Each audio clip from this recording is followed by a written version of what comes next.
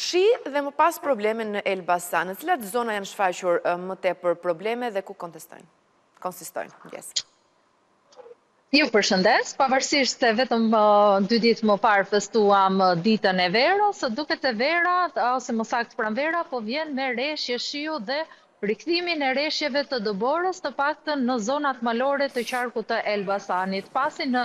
48 orët e fundit janë raportuar reshje me intensitet mesatar si në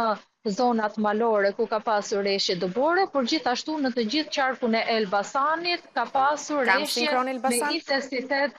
mesatar të shiut. Dhe në fakt janë shkaktuar edhe disa problematika, kryesisht në akset nacionale, siç është aksi i cili vazhdimisht të shfaq problematika sa herë që ka reshje shiu, aksi nacional Elbasan Qaftan, ku ka pasur rëshitje inertësh dhe dherash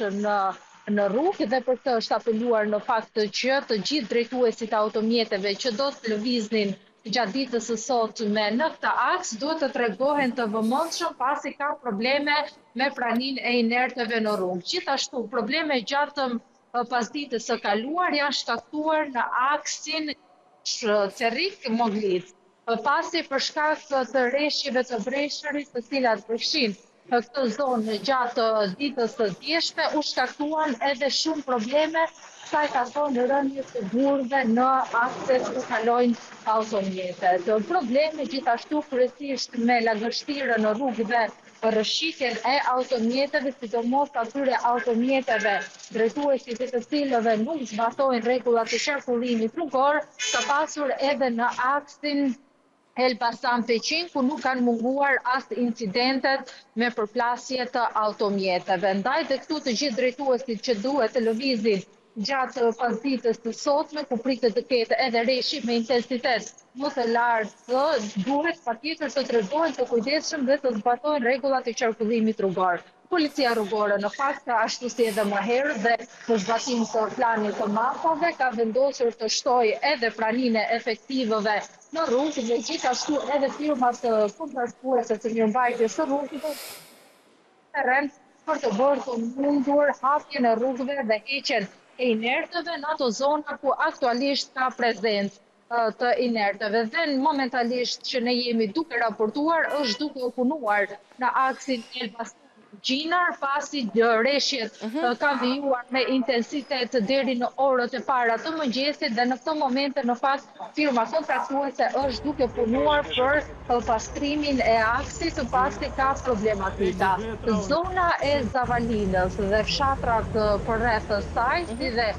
zona e Polisit në këtë momente kanë shfaqur edhe probleme sa i takon furnizimit me energji elektrike, pasi reshjet e shiut të mbrëmjen e kaluar janë shoqëruar edhe me erëra të forta, çka ka bërë nga ana tjetër që të ketë shkëputje të energjisë elektrike. Probleme me energjinë elektrike gjithashtu ka pasur në zonat e thella të bashkisë së Gramshit, nga ku